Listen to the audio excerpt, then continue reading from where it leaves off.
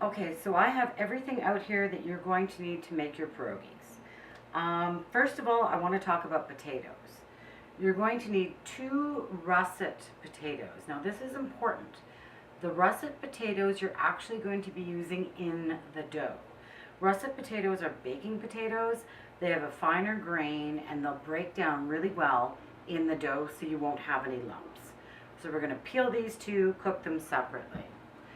The table potatoes, the red potatoes, are going to be used for the cheese for the filling, all right? So you're going to need, I've got 6 sort of medium-sized table potatoes here.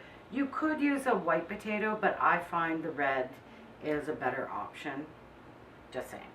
And then 2 medium onions, a nice smaller tub. This is the 427 grams of imperial margarine. It's super important. It has to be imperial. Just trust me. Don't use butter. Butter's too heavy. We use the imperial margarine. The vegetable oil has a higher heating point, and you're going to want to cook your onions for 1.5 to 2 hours, and your butter is just not going to hold up to that. So trust me, imperial margarine. Get it. It's great. You're also going to need a 400-gram stick of, I've got Cracker Barrel cheese. I like it. I think it works really well. You can use any cheese you'd like, but please know you want to get the old cheese. Okay, so get a nice hunk of old cheddar cheese for this.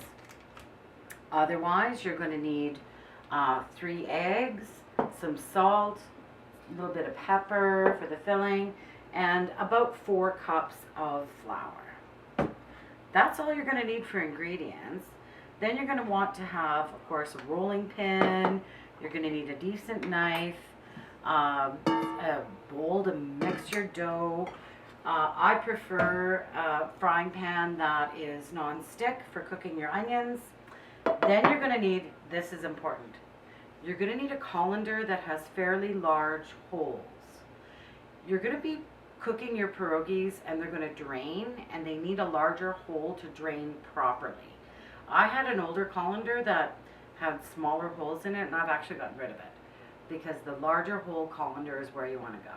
Okay, so careful on that one. You want to put your colander on some sort of a plate, a pie plate, something like that, that's just going to catch all the residual wonderful stuffed juices that comes out of there, so you're not making a mess on your stove. You're also going to need either wax paper or parchment paper and tin foil. And this actually, you're going to be putting your pierogies in a Pyrex container, and these are actually to cover them to put them in the fridge. If you eat them all before they get in the fridge, well, you don't need these. Okay? And lastly, you're going to need pots. And I know you can't see me. I'm getting rid of this at some point. This is like a Dutch oven size pot that you're actually going to be cooking the pierogies in. So you'll need a larger pot that you're going to fill with water to cook the actual pierogies. So there you go. Before we get into the workshop, we want to cook the onions and make the filling. So I'll be giving you a few video snacks to get you on your way, and then we'll see you on Thursday.